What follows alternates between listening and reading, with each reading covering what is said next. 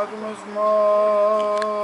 Δόξα σοι, Κύριε, δόξα σοι.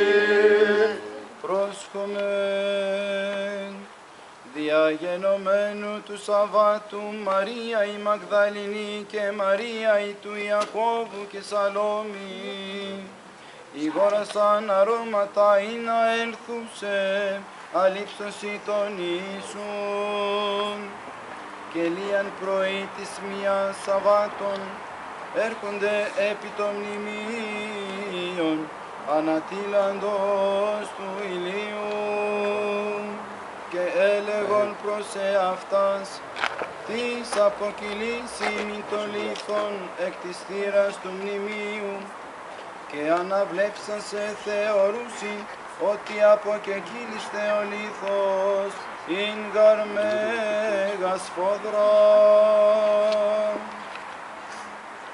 και εισέλθουσε εις το μνημείον είδονε ανίσκον καθήμενον εν της δεξής, περιβεβλημένον στολή λευκήν και εξενθαμβίτσισον.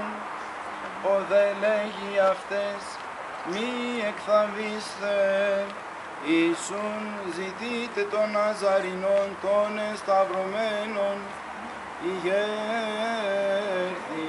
που και στην όδε, είδε ο τόπος όπου έθηκαν αυτόν. Άλλοι πάγετε, είπατε τις μαθητές αυτού και το Πέτρο, ότι προάγει μας στην Γαλιλαία, εκεί αυτον όψεσθε, καθώς είπεν ημίν.